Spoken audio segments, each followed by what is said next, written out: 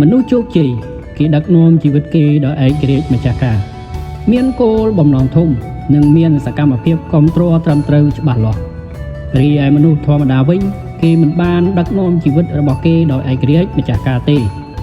ហើយគេក៏មិនមានគោលបំណងនិងសកម្មភាពច្បាស់លាស់សម្រាប់គ្រប់គ្រងជីវិតគេឡើយមនុស្សជោគជ័យគេមានចំណងនិងសកម្មភាពខ្លាំងពិតប្រាកដដើម្បីក្លាយទៅជាបុគ្គលគំរូជាបុគ្គលិកឆ្នើមជាអ្នកដឹកនាំនិងជាអ្នកមានរីឯមនុស្សធម្មតាវិញគេមិនដឹងខ្លួនថាមានចំណងអ្វីពិតប្រាកដឡើយហើយបណ្តែតបណ្ដោយសកម្មភាពរបស់ខ្លួនទៅតាមយថាកម្មមនុស្សជោគជ័យគេយល់ឃើញថានឹងទទួលយកយ៉ាងពិតប្រាកដថាដំណើរឆ្ពោះទៅរកភាពលូតលាស់ធំគឺត្រូវតែឆ្លងកាត់ការវិនិយោគការរៀនសូត្រការធ្វើនៅអ្វីដែលថ្មីការយកឈ្នះទៅលើឧបសគ្គនិងបញ្ហាប្រឈមថ្មីរីឯមនុស្សធម្មតាវិញគេចង់បានការលូតលាស់ដោយងាយស្រួលមិនចាំបាច់ប្រឹងប្រែងនិងដោយមិនចង់ប្រឈមដោះស្រាយបញ្ហាថ្មីឡើយមនុស្សជោគជ័យគេមានភាពក្លាហានអំណត់តស៊ូរិះរកដំណោះស្រាយនិងវិធីសាស្ត្រគ្រប់បែបយ៉ាងក្នុងការចាប់ផ្ដើមកិច្ចការរបស់គេដោយសុទិដ្ឋិនិយមនិងមិនងាយបោះបង់ចោលឡើយរីឯបុគ្គលធម្មតាវិញគេមានការពិបាកក្នុងការចាប់ផ្ដើមហើយងាយក្នុងការបោះបង់ចោលកិច្ចការរបស់ខ្លួនទៅវិញមនុស្សជោគជ័យគេយល់ច្បាស់ថាការជួយអ្នកជុំវិញខ្លួនឲ្យកាន់តែរីកចម្រើនគឺជាការជួយខ្លួនឯងឲ្យកាន់តែរីកចម្រើនខ្លាំងឡើងរីឯមនុស្សធម្មតាវិញយល់ថាការជួយអ្នកដទៃនៅជុំវិញខ្លួនឲ្យកាន់តែរីកចម្រើនគឺជាការបាត់បង់ឱកាសនិងការគំរាមកំហែងដល់ការលូតលាស់របស់ខ្លួនទៅវិញមនុស្សជោគជ័យគេទទួលយកការពិតនិងមានភាពទៀងត្រង់មានទំនួលខុសត្រូវ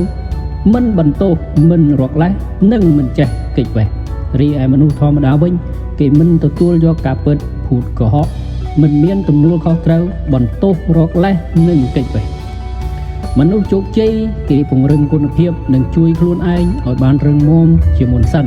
ដើម្បីគេអាចជួយមនុស្សជាច្រើនទៀតរីឯមនុស្សធម្មតាវិញបើទោះបីជាគេចង់ជួយមនុស្សផ្សេងទៀតក៏ដោយក៏គេមានការលំបាកក្នុងការធ្វើដែរដោយសារតែគេមិនទាន់មានភាពរឹងមាំលើខ្លួនឯងមនុស្សជោគជ័យគេយល់ស្របទៅនឹងពាក្យថាគ្មាននរណាម្នាក់ល្អឥតខ្ចោះនោះទេប៉ុន្តែទោះយ៉ាងណាក៏ដោយក៏គេនៅតែចង់បានភាពល្អឥតខ្ចោះដែលជាលទ្ធផលគេនឹងទទួលបានគុណភាពខ្ពស់ចេញពីការងាររបស់គេជាទីគាប់ចិត្តរីឯមនុស្សធម្មតាវិញក៏យល់ស្របនឹងពាក្យថាគ្មាននរណាម្នាក់ល្អឥតខ្ចោះនោះដែរតែគេបែរជាបណ្តែតបណ្ដោយនិងខ្ជាទៅលើការងាររបស់ខ្លួនដែលមិនបានផលល្អទៅវិញមនុស្សជោគជ័យគេយល់ស្របទៅនឹងពាក្យថាគ្មាននរណាម្នាក់អាចចេះអ្វីគ្រប់យ៉ាងនោះទេប៉ុន្តែទោះជាយ៉ាងណាក៏ដោយក៏គេជឿជាក់ថាមនុស្សយើងម្នាក់អាចចេះច្រើនយ៉ាងបាន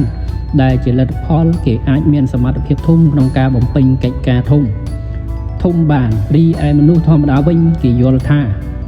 គ្មាននរណាម្នាក់អាចចេះធ្វើគ្រប់យ៉ាងនោះទេគេក៏ជ្រើសរើសការចេះតែមួយមុខប៉ុណ្ណោះដែលជាលទ្ធផលគេមានការលំបាកក្នុងការលូតលាស់ទៅរកកិច្ចការធំ